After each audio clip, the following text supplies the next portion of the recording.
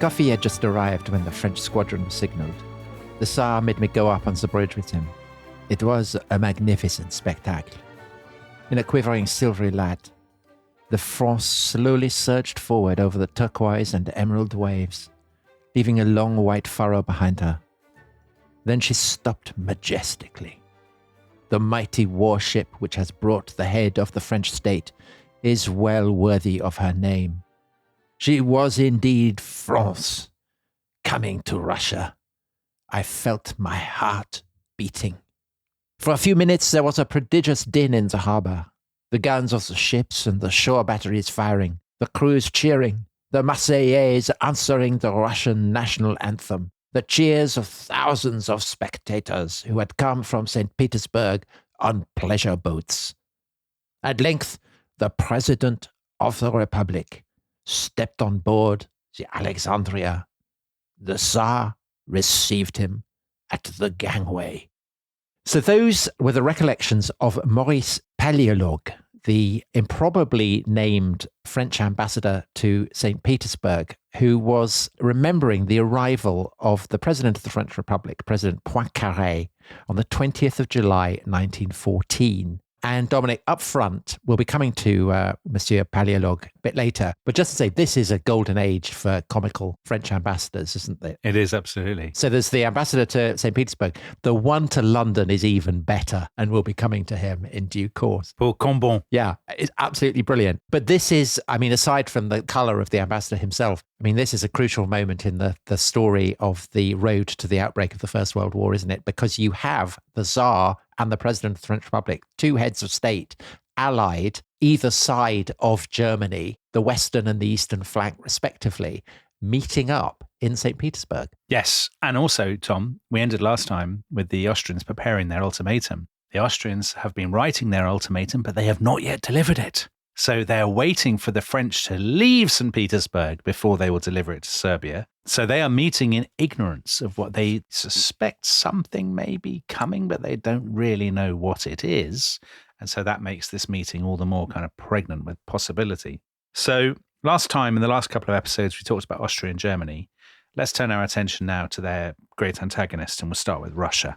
So Russia, Tsarist Russia, is the world's largest country, 164 million people, huge, multi-ethnic, multicultural empire. People compare it to the United States, don't they? Yeah. That it's a continental empire. Exactly. And just as America is rising, people talk of the rise of Russia. That is exactly the right comparison. Those days, of course, Eastern Poland, Finland, Ukraine, they were all part of the Russian Empire. At the head, since 1894, the autocrat of all the Russias, Nicholas II. Of course, we all know what's going to happen to him in the Russian Revolution. He's a very conservative man, family man, nervous, stubborn, not terribly bright. Looks like George V. Yeah, looks just like George V, but sort of slightly more Charles I in personality, I would say. Oh, yes. And indeed fate. And in fate. And Russia has had a very tough beginning to the 20th century. They fought the Russo-Japanese War, in which they were utterly defeated. And then there was a little revolution. The Tsar had to call the Duma, a kind of parliament, which he didn't like doing. And ever since then, Russia has turned away. So all through the 19th century, Russia expanding in Asia and its great rivalry with the British in Asia, the Great Game. But since the Russo-Japanese War, they've slightly turned back westward, and their focus has been on their alliance with France, which they signed in 1894, and the Balkans. And their eyes have been fixed on Southeast Europe. And really, the question is, why? Because the Balkans are quite a long way from Russia. Now, some people say, and you'll see this repeated often, it's because of their mystical pan-Slav solidarity. And orthodoxy. And orthodoxy and all that sort of stuff. And there's a bit of truth in that, but I think only a bit. So it's the kind of thing that newspapers get very excited about. In the same way, I think, as British newspapers right now are talking about our kith and kin beyond the seas. You know, there's something slightly self-parodic, I think, about it. Except that in Australia and Canada, they really are kith and kin, whereas the relationship between the Serbs and the Russians is much more loose. Yeah, exactly it is. You're absolutely right. Another thing that people often talk about is Russia is the third Rome. The second Rome is still standing, Constantinople, and it's part of a kind of decaying Ottoman Empire. You know, and there are quite a lot of Russian nationalists who think I'd love to have Constantinople. Imagine that commanding position, but at the city of the Caesars. That would be a brilliant thing. But also, it's the strategic position of Constantinople, that it's the kind of the chokehold of the Bosphorus that links the Black Sea to the Mediterranean and therefore to the world. I mean, that's the crucial thing, isn't it? I think that's the important thing, actually, Tom. It's not whether or not they actually control Constantinople itself. It's whether they control the straits that lead from the Black Sea into the Mediterranean. Because in a nice sort of nod to events in the 2020s, Russia's economy depends upon Ukrainian grain exports, and the control of those straits is crucial to get those grain ships out of the Black Sea and into the Mediterranean. And if the straits are closed off, then Russia's economy is in terrible trouble. And the Balkans are the hinterland to the straits. So it's very important, as the Russians see it, that no enemy power controls that hinterland and therefore, by extension, the straits themselves, because they could hold the Russians to ransom over the grain exports and they could stop the Russian Black Sea fleet getting into the Mediterranean. And so it's a problem for the Russians, isn't it, that the Balkans are kind of in a mess. So Ottoman power has collapsed. We've been talking about this in our previous episodes about the assassination of the Archduke. And you have all these kind of nationalist seething resentments bubbling away. And that, I suppose you could either say, well, that's a real problem, or you could say, it's a good place to fish. Yes, exactly. I think it's both. So I think their fear for them is if the Austrians get hegemony in the Balkans or some other power. But the opportunity is, they had backed Bulgaria. Now they've switched horses and they're backing Serbia. Serbia, as we said, has doubled in size since the Balkan Wars. So the Russians, Serbia is their client. It hasn't all been plain sailing, though, because the Russians have twice, as they see it, had to give ground in the Balkans. Once, when Austria annexed Bosnia, and the Serbs are very cross about it, but the Serbs and the Russians backed down. And again, during the Balkan Wars, there had been a great hullabaloo about whether or not Serbia was going to get Albania and access to the Adriatic. The Russians and Austrians had been slightly daggers drawn about it. And again, Serbia and Russia had backed down. So the two sides there had drawn different lessons. The Austrians said, hey, listen, the Serbs and the Russians will always back down. And the Russians said, well, we've done it twice. Yeah, never again. And we can't afford to do it again. Yeah, so that is a big problem. And the other thing, of course, is that Russia is in a different place in 1914 than it was before then, because as we said in the last episode, Russia has been modernizing very fast. It has been spending huge amounts of money training its men on armaments and above all on its railways. So their army is now the biggest in the world. It's going to be 2 million people by the end of the 1910s, bigger than Germany and Austria put together.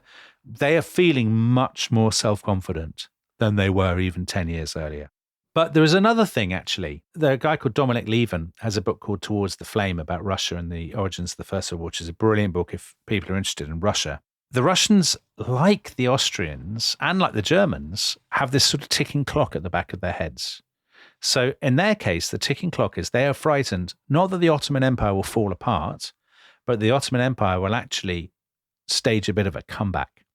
The Ottomans have just ordered 2 dreadnoughts from a British firm, Armstrong and Vickers, and they've got 5 more to come further down the line. And do the Russians have any dreadnoughts in the Black Sea? They do not. Right. So when all those Ottoman ships arrive, the Russians will be outnumbered in the Black Sea 6-1.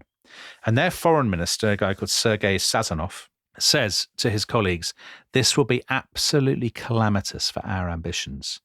We cannot, he says, stand by and watch the expansion of the Ottoman Navy, because that will torpedo forever our chance of getting a hold, getting control of the straits on which our economy depends. And the Ottomans could close the straits. They could close the straits, exactly. That sense of urgency is really important for the Russians. So I mentioned Sergei Sazonov. He is a massive figure in this story. He's not a household name by any means, but he's a really, really important figure because he is the person who basically directs Russian policy in the whole of this story.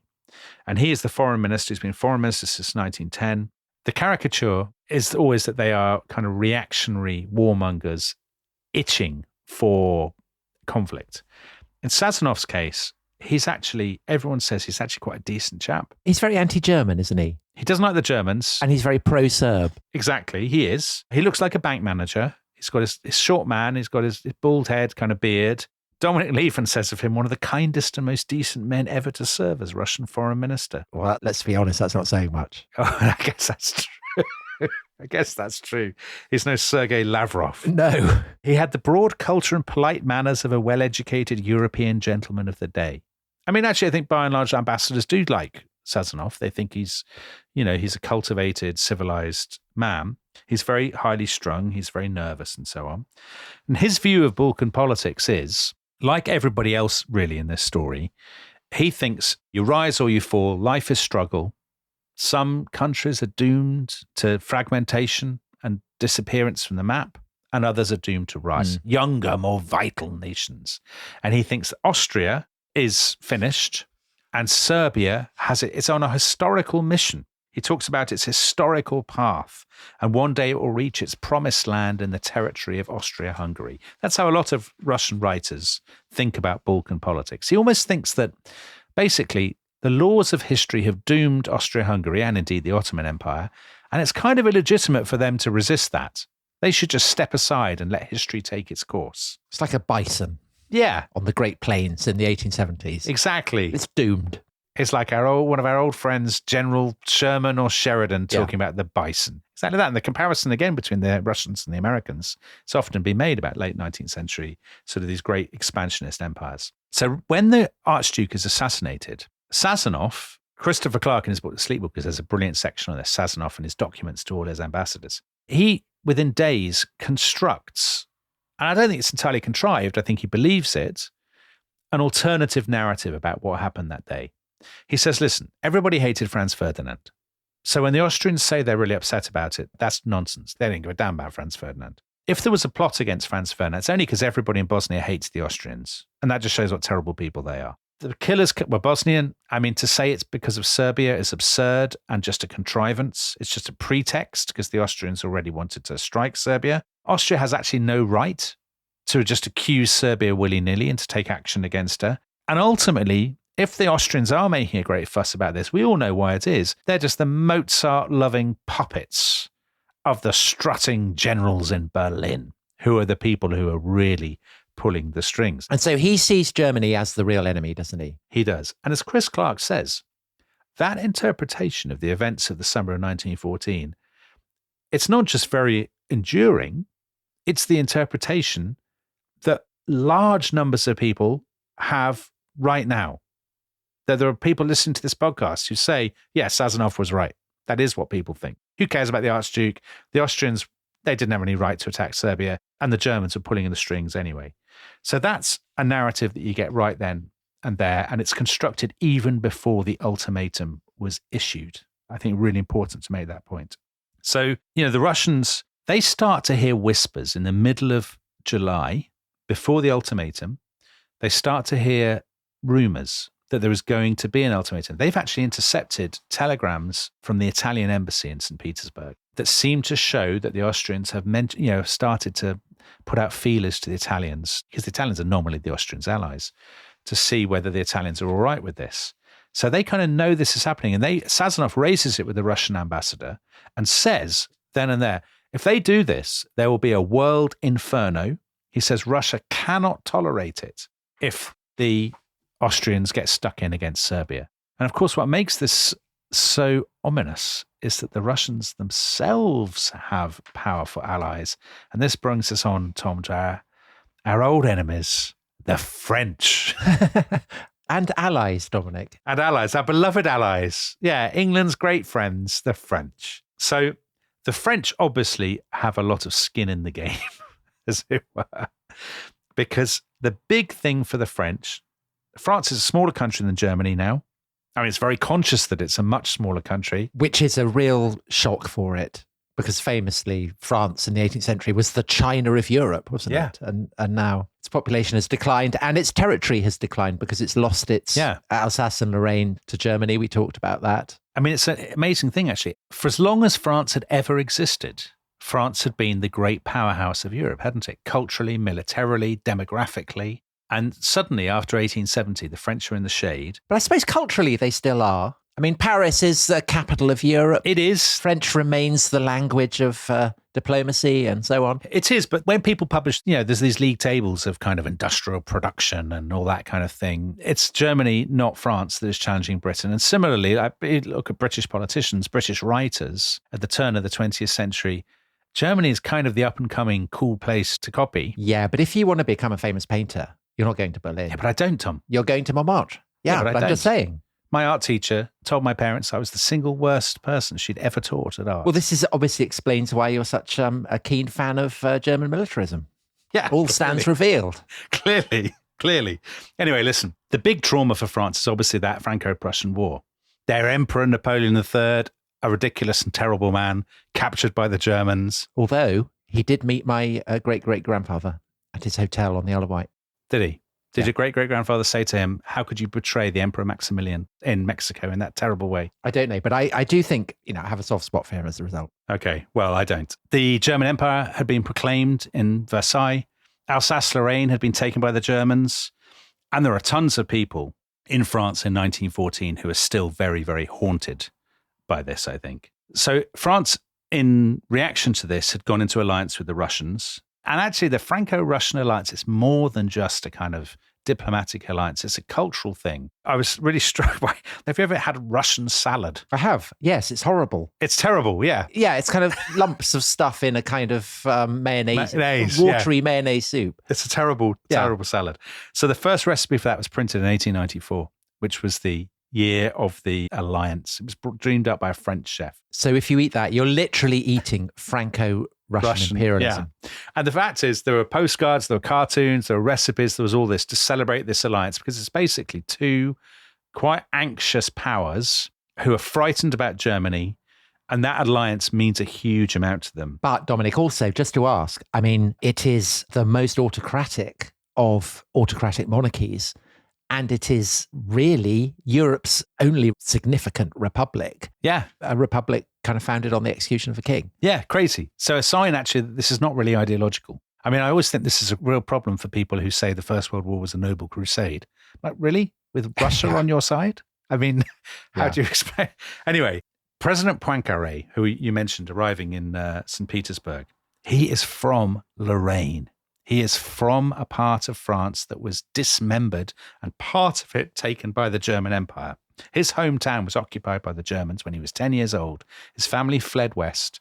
They did get it back eventually. But at 10 years old, you feel this, right? You're not 4, you're 10, and you notice it.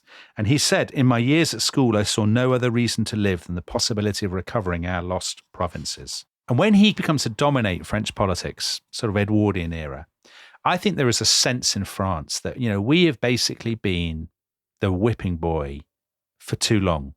We've been licking our wounds. We've been tearing ourselves apart about the Dreyfus case, big espionage case, all this kind of thing. And actually enough of that now. Let's get back on our feet again. There was a book, Young People Today, published in 1913. War. That word has suddenly acquired a certain prestige, a young, new word, radiating the kind of attraction that an age-old warmongering instinct has revived in the hearts of men. Young people see in it all the beauty they long for, and all this kind of stuff about how brilliant war is, how France has always been a warlike nation. We should stop apologizing. So, Dominic, what you're saying is that actually it's France that's the militarist power, not Germany. Is that what you're saying? I think they're both militarist powers, actually. But which is more militarist? Well, Poincaré brought in a thing called the 3-year law, which was 3 years of military service. And that raised French troop levels equivalent to those of Germany. But remember, Germany has a much bigger population. So France is actually more militarized. Per capita, France is the most militarized society in Western Europe. Now, listen, they're all relatively militarized societies, right? So I'm not saying that one thing is better than another, but I'm just making the point that the French, like their neighbours. Yeah, I know. The legacy of your failure at art. Casting its shadow over you. I am sticking up for France here. Listen, Tom, if you don't want to take it from me, would you take it from the Belgian ambassador, Baron Guillaume? Not necessarily. The Belgians are notorious for their dislike of France. Well, his name is Guillaume. Is that not enough for you? No. He wrote back to Brussels and said, I'm really worried about the new mood in French politics. Nationalist, jingoistic and chauvinist, the greatest peril for peace in today's Europe. So That's a Belgian. I mean, I always listen to the Belgians. So for Poincaré, that alliance with Russia is incredibly important. And in his book, The Sleepwalkers, Christopher Clark describes at some length how the French are very worried that the Russians, as they're becoming more and more powerful and more industrialized, might one day decide that they don't need the French. I mean, that would be terrible for France. So rather like the Germans and the Austrians, who are sort of always they're so anxious about their ally that they're doing more and more to kind of appease them. The guiding principle of French policy is like, we bind ourselves to Russia, we lend them money for their railways, we do all this kind of thing. We never want to kind of let them out of our sight, as it were. And the French are very aware that if there is ever to be a war, they really need the Russians in on it. And so the best place for that war to start is the Balkans. So even before 1914, the French and the Russians have explicitly discussed what would happen if there was a flashpoint in the Balkans. And they've said, we will get stuck in. We will not let you down.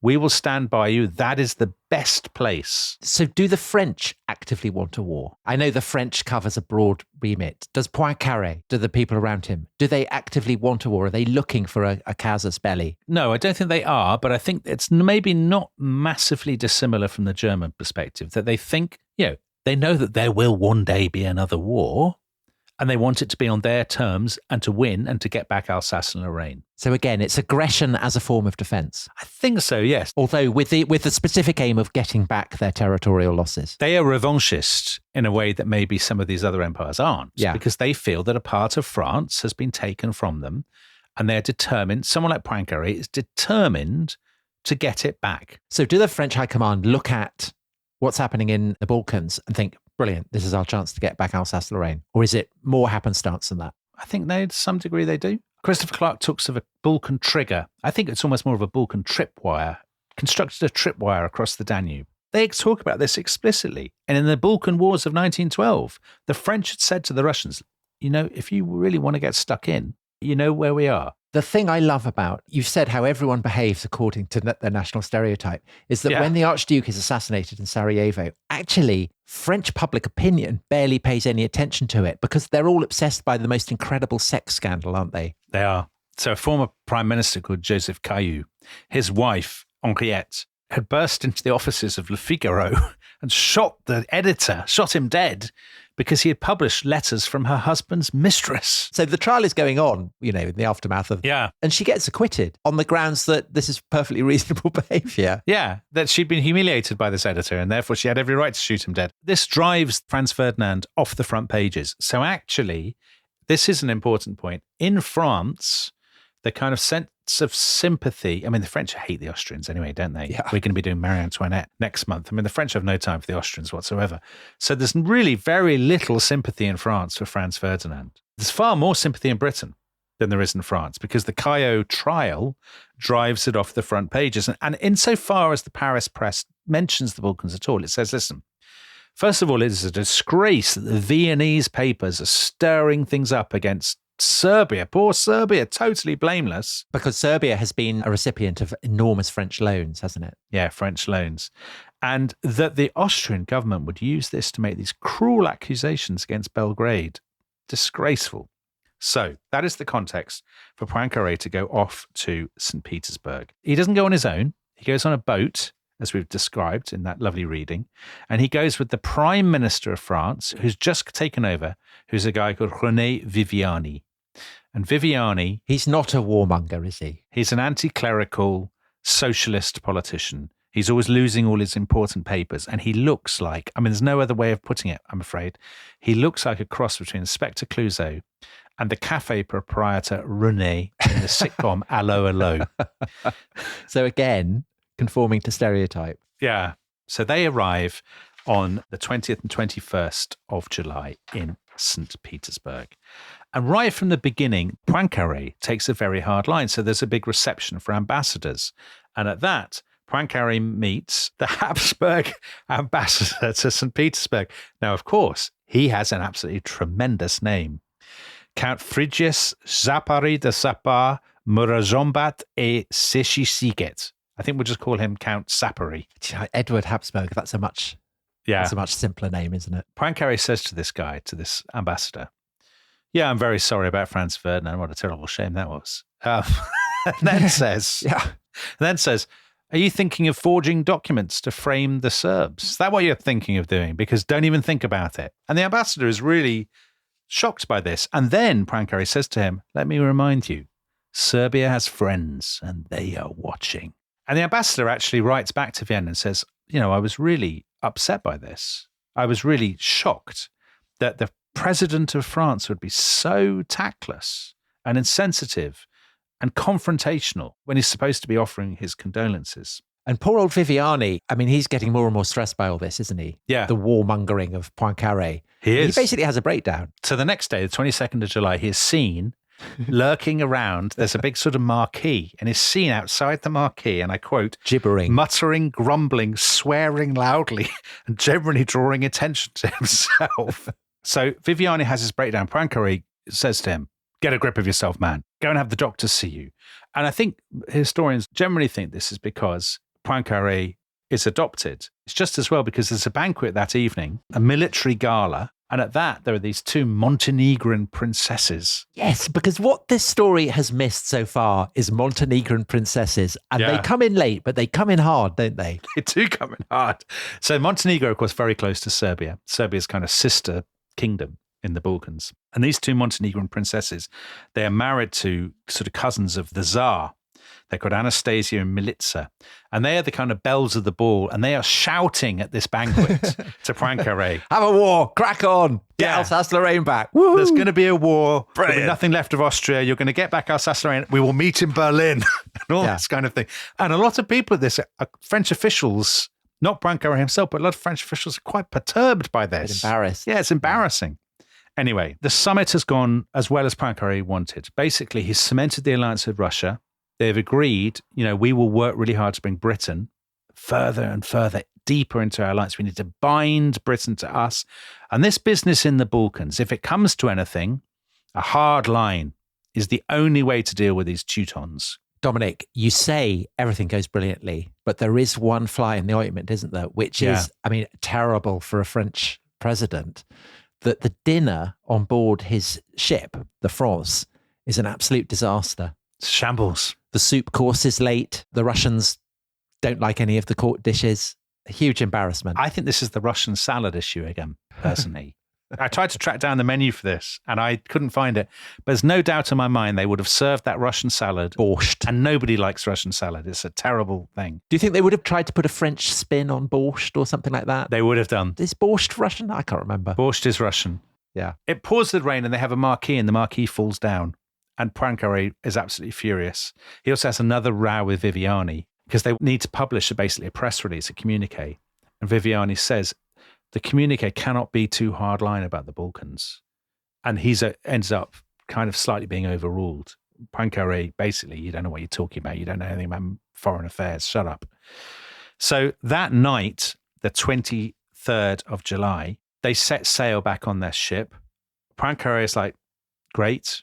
We're on the same page, us and the Russians. Whatever happens will happen, but we're pretty confident that if the Austrians do something, we will call their bluff and get them to back down because only a fool would invite a world war against France and Russia combined.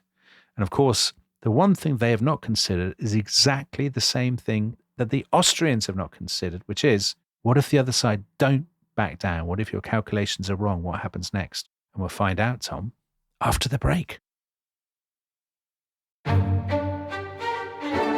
This episode is brought to you by Rocket Money. Tom, we often talk about how to organise our finances. I'm very conscious that I'm paying for a lot of mad subscriptions. And there's one thing that we've talked about often on this show. It's the thing that we probably hate more than any other, and it's a hidden fee. I would love to get my finances under control. There are all these things piling up on our bank statements, and I think I need to fix this problem. I need to sort this out and to stop this. I mean, my finances are so chaotic that I need this app. So I'll tell you what it is. It's called Rocket Money. It's a personal finance app that helps find and cancel your unwanted subscriptions. It monitors your spending and it helps to lower your bills so that you can grow your savings. With Rocket Money, you can track all of your subscriptions and you can easily cancel within the app with just a few taps, saving you time, avoiding charges. And you can also set budgets and goals and get personalized insights and regular reports to track how you're doing. They will even send you real-time alerts for large transactions, upcoming bills, refunds, and even low balances. So let Rocket Money help you reach your financial goals faster. Join at rocketmoney.com/ishistory. That's rocketmoney.com/ishistory. rocketmoney.com/ishistory.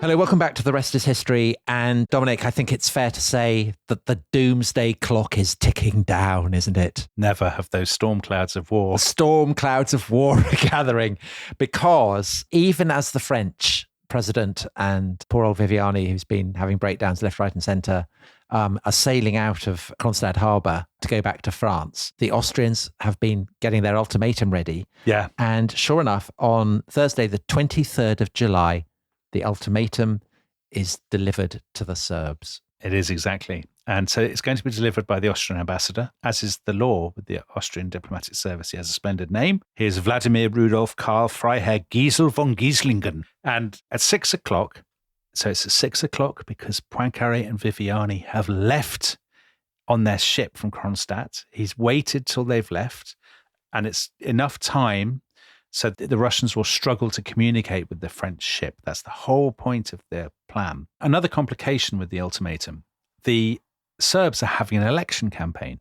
So the Prime Minister, Nikola Pasic, is away on the campaign trail. So when Giesel, the Austrian ambassador, turns up to deliver the ultimatum, the only person there is the finance minister, who's a very large man, chain-smoking man, very unhealthy, I think it's fair to say.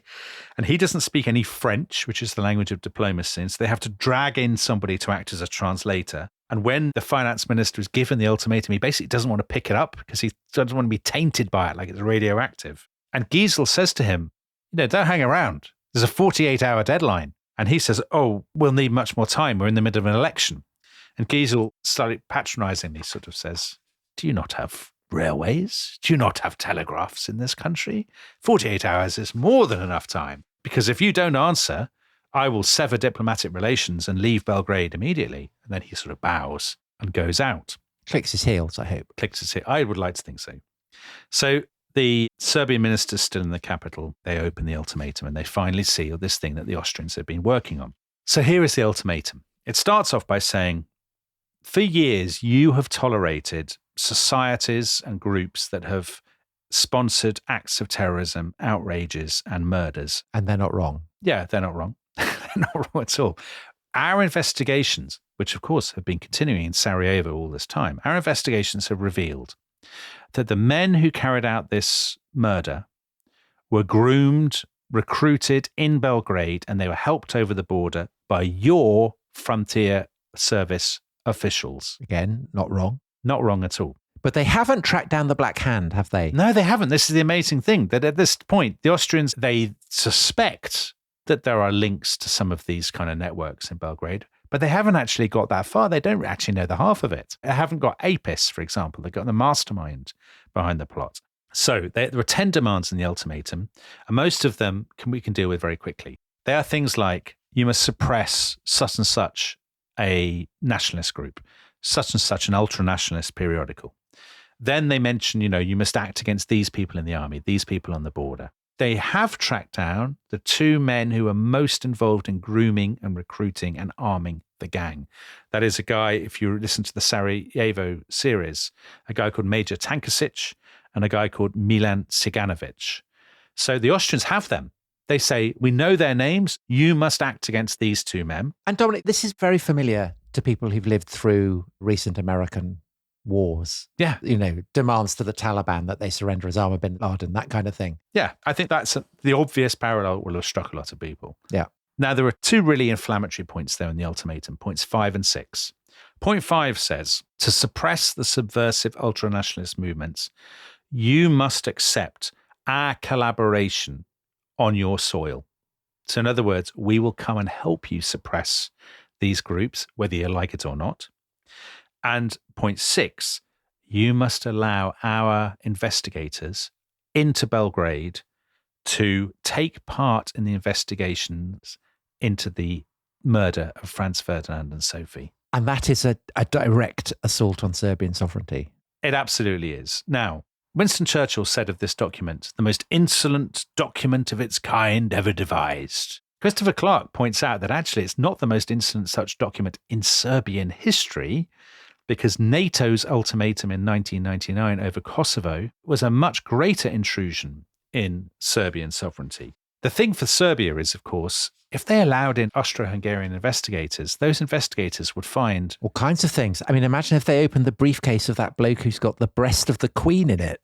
Right, exactly. I mean, what's this? Exactly. There's a lot of stuff in basements. There's a lot of dodgy stuff. There's a lot of stuff. I mean, there's all these blokes who've been going and swearing oaths in front of skulls and stuff. Yeah. If the Austrians find all that, there's going to be hard to justify that in the Council of Europe, isn't it? I mean, so when the Serbians see this ultimatum, they're very shocked. So they had not seen this coming. Well, it's complicated. I think some of them suspected it was coming, but I think they kind of hoped. They pretended it wasn't coming. It's like you're waiting for bad news and you sort of tell yourself. Because Pasic, the Prime Minister, I mean, he's clearly thrown into a funk, isn't he? Because he's out on the campaign trail and he suddenly announces he's going to have a holiday in Thessaloniki. Yeah. Well, doesn't announce. He says he's literally been on the campaign trail that day shaking hands. Yeah. And then he says to his one of his aides or something, he says, there's this ultimatum in Belgrade. He says, do you know what? Actually, I think we should break. Let's have a weekend break. Yeah. And some people think he had a breakdown. He has form on this, doesn't he? Because he earlier, when the king and queen were murdered and hacked to pieces by all the assassins, he'd scarpered off to the Adriatic coast.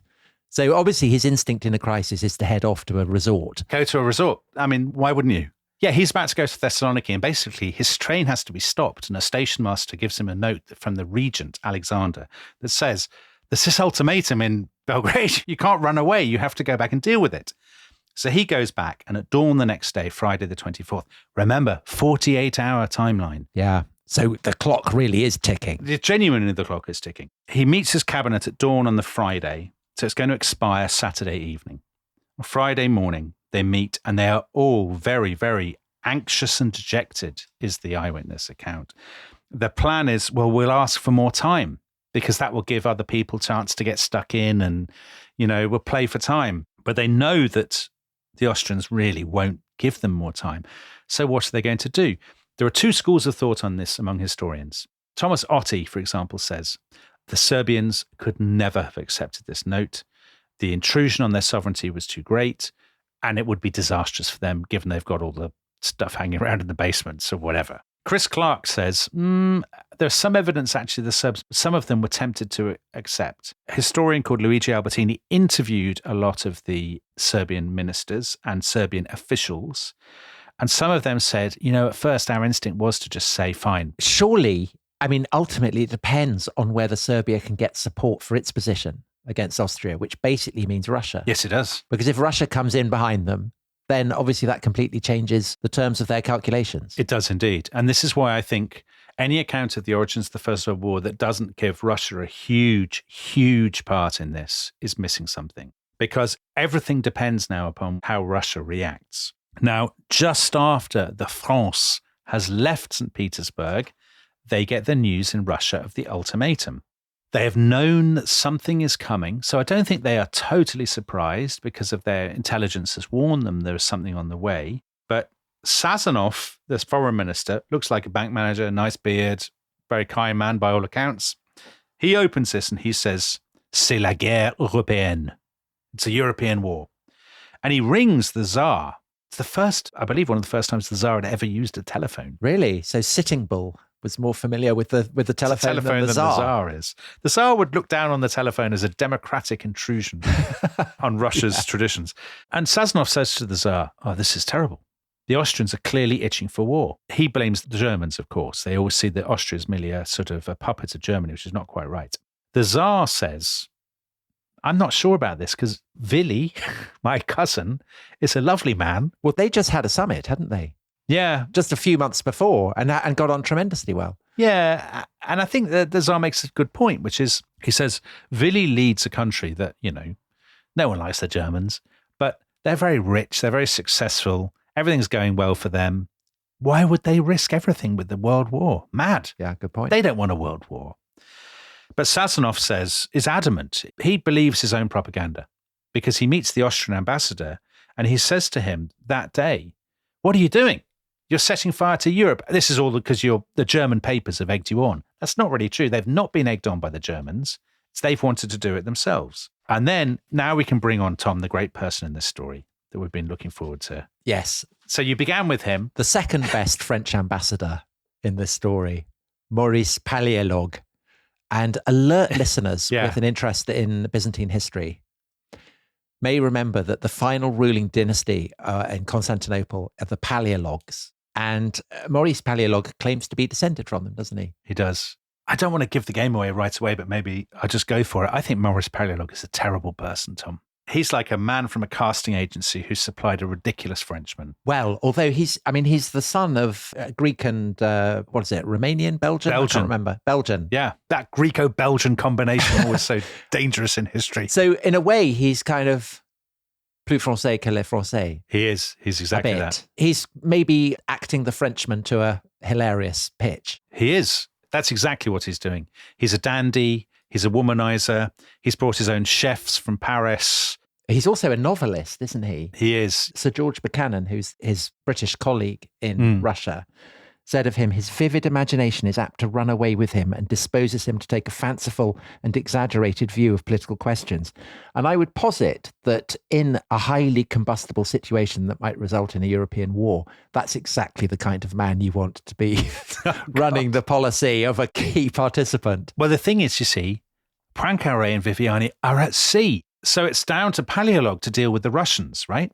And Palaiolog, as you said, he's a novelist, not just in the realm of sort of traditional fiction, but also in the realm of diplomacy. Because when he goes to meetings with the Tsar, he will often write the report on the meeting before he's gone to the meeting to send it home. Well, it saves time, doesn't it? Yeah, it saves time. It tells Paris what they want to hear. It's like people who write up the football match before the final whistle. Exactly.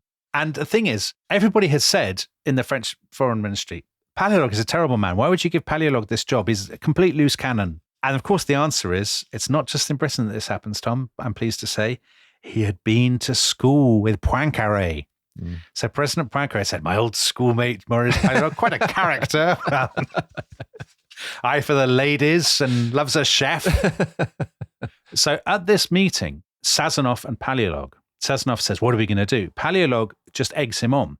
He never, ever, ever says to Sazonov, let's slow down a minute. We don't want a world war. He says, no, we must be hard on the Germans. The Germans and the Austrians are terrible people. We should take a hard line because the only line they understand. You stand up to a bully, and all this sort of stuff. So Sazonov has confirmed he's been encouraged in his existing assumption, which is a hard line is the only possible line to take. And so that afternoon, he goes to an absolutely vital, crucial meeting of the Council of Ministers in Russia. And he says, listen, guys, we have appeased the Austrians and the Germans for too long. We have a historic mission in the Balkans. And if we back down now, we will lose all our prestige, all our authority forever. We will no longer be a great power. Which is exactly what the Austrians are saying. Of course. I know. Both of them are saying exactly the same.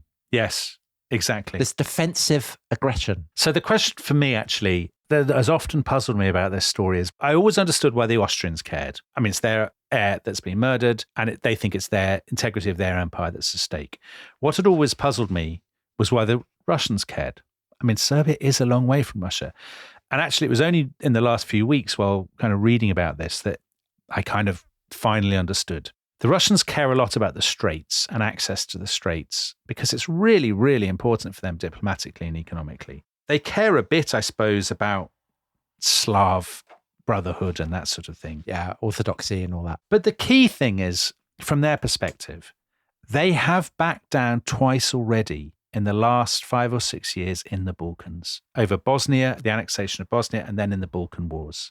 about whether or not Serbia would be allowed to occupy Albania. And as they see it, the Austrians are just asking too much to ask them to back down 3 times in 5 years. So although I personally can completely understand why the Austrians acted as they did, it has to be said they are making a hell of an ask, as it were. A big ask. A big ask. It's a very big ask. It's basically saying to the Russians, yet again, you must concede to us on this. And at a time when the Russians are worried about the Ottomans getting all their dreadnoughts. Exactly. And will they be able to keep the straits open and all that kind of thing? Now, you might think, come on, can the two of them get together and sort this out? But you made this point, I think, Tom, in the last episode. Yeah, they don't have email. They can't talk on the phone. Everything has to be done through intermediaries like Maurice Paleolog. And he's just making stuff up. Yeah. Ambassadors who will put their own spin on things. And, there are allies. It's a real Chinese whispers. It's hard for them actually to get together and talk about it, even if they wanted to. Yeah. And both sides think time is running out. We are embattled. The others are malevolent and plotting against us. Because the Russians actually overestimate Austrian military prowess, don't they? Well, I think the Austrians overrate Austrian military prowess. Right. But the Russians, even though they have these massive forces and are relatively confident, they're still, they don't want to be caught out. They don't want to have a mobilizing empire on their doorstep. Do you know, Tom, I was thinking about this in the break between recording these 2 episodes that we've recorded this morning. I was thinking about what made this different from Napoleonic Wars or something. And I guess part of it is that you can make a mistake and embark on, the 9 Years' War or the 7 Years' War or something. And, what's going to happen? You'll lose Minorca. The result will not necessarily be apocalyptic for you if it goes against you. But one reason that they are all so frightened, I think, is because they know with industrialized total warfare, the stakes are so high. Yeah. And that if you get this wrong, it's not, you'll lose a couple of provinces. If you get this wrong, you could lose everything. Yeah. Your society could cease to exist. And I think that heightens the sense of urgency for them. You cannot allow your opponents to get a head start. And so it's obvious that Austria is going to have to mobilize if it's going to have a crack at Serbia. And Austria is a hostile power on your doorstep if you're Russian. So that then implies, well, we'd better start thinking about mobilization. Especially because you are slow. If you're Russian, you are slow. You have the vast army. You have vast territory. You have to bring in people from a long distance. So that night, the 24th, 25th, they've sent a message to Serbia via the Serbian ambassador. They've said, you can't accept this ultimatum. That would be to commit suicide. We will stand by you. They've almost effectively given the Serbians a blank check of their own. You stand firm and we'll sort this out for you. So the Serbians have their decision to make. The French are off at sea. But as you say, Tom, the big thing for the Russians is, do we get moving? Because we have to get cracking. If this is going to go horribly wrong, we can't mess around. So dawn breaks on the 25th of July. And of course, it's not a minor point. The Russians are deciding before everybody else. They're literally up before everybody else because of the time difference. So on Saturday, the 25th of July, they know that evening, the decision will have been made, because the Serbians will have probably rejected the ultimatum. And so they meet in a place called Krasnoye Selo, which is outside the capital. It's like one of the Tsar's summer palaces. He is there, Nicholas II. He's in a very fancy kind of white uniform of the Guards Hussars. It's a beautiful day. It is that classic kind of a Viennese waltz. Piano in the back. The French windows are open to the garden, and they're a very incongruous scene. And he's sitting around with his ministers. And Sazonov says, guys, we need to start mobilizing our troops now. That will make an impression on Austria-Hungary. And what we'll do is we will mobilize just a bit of them. So the 4 Western military districts, that is Moscow, Kiev, Kazan, Odessa. So we will mobilize those. We'll cancel leave, reservists back to the training camps, put the railways on alert, all of this kind of stuff. It's not full general mobilization, and it's not a declaration of war or anything like it, but it's just getting stuff going. Just a defensive measure. It's a defensive measure, but also that will show the Austrians that we are serious, and that will mean that the Austrians say, okay, enough, we've gone too far, we will back down. Of course, this is an absolutely crucial point in the story, because at this moment, somebody is going to have to back down a long way. Either the Russians will have to call off their mobilization and send everybody back home again, or the Austrians will have to not go through with the ultimatum that they have long prepared. So the stakes are suddenly very, very high now. And a Russian mobilization also has knock-on effects for Germany. It does indeed, because what are the Germans going to do? And all the time, the clock is ticking, because at 6 o'clock this afternoon, Saturday the 25th of July, the Serbs will have to give their answer to the Austrian ultimatum. And as it happens, there are now just 7 days left before the World War begins. Goodness. Storm clouds, all of that. So in our next episode, we will follow the course of those 7 days that leads to apocalypse. And patriotic listeners will be delighted to know that in our next episode, Britain will enter the story. So if you're not a member of the Rest is History Club, you'll be getting that in due course. If you are, you can get that straight away. And if you would like to join the club and get immediate access, you can go to therestishistory.com. But until then, à bientôt. Bye-bye.